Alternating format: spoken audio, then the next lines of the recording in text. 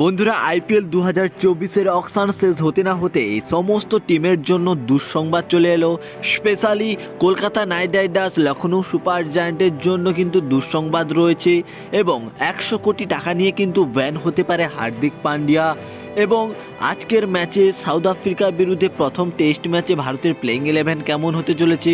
বন্ধুরা আইপিএল 2024 সংক্রান্ত টপ 3টি নিউজ কিন্তু আজকে আমি তোমাদের সঙ্গে শেয়ার করব, যেটি শুনলে তুমিও অবাক হয়ে যাবে। বন্ধুরা ভিডিওটি শুরু করার আগে আইপিএল 2024 সংক্রান্ত সমস্ত নিউজ সবার প্রথম বাংলায় পেতে আমার এই চ্যানেলটিকে সাবস্ক্রাইব করে রাখুন।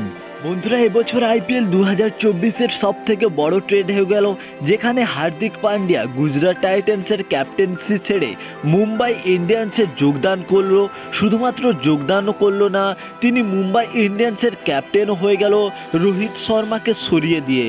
বন্ধুরা হার্দিক পান্ডিয়া গুজরাট টাইটান্স থেকে মুম্বাই ইন্ডিয়ান্সে আসার জন্য অফিসিয়ালি ভাবে তো 15 কোটি টাকা নিয়েছে এবং তার সঙ্গে প্রায় 100 কোটি টাকা মুম্বাই ইন্ডিয়ান্স হার্দিক পান্ডিয়াকে দিয়েছে এবং গুজরাট টাইটান্স দলকেও প্রায় 100 কোটি টাকা দিয়েছে বলে জানা গেছে। বন্ধুরা টোটাল 250 কোটি টাকার বিনিময়ে হার্দিক পান্ডিয়াকে মুম্বাই ইন্ডিয়ান্সের দলে ফেরালো।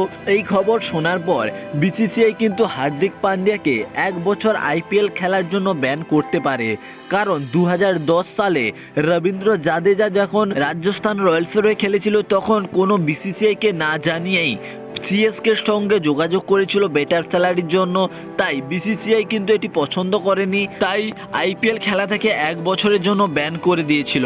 বন্ধুরা দ্বিতীয় আপডেটটি হলো আফগানিস্তান ক্রিকেট বোর্ডের তরফ থেকে জানিয়ে দেওয়া হয়েছে যে মুজিবুর রহমান ফারুকি এবং নামিনুল হককে টি-20-র সমস্ত লিগ থেকে কিন্তু ব্যান করে দিয়েছে।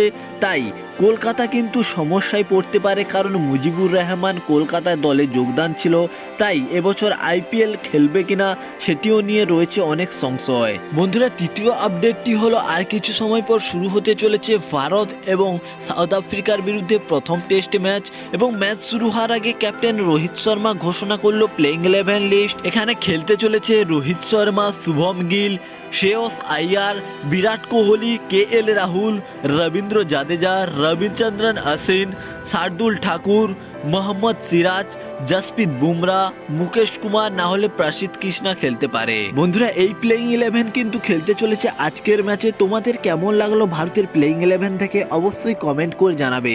ধন্যবাদ।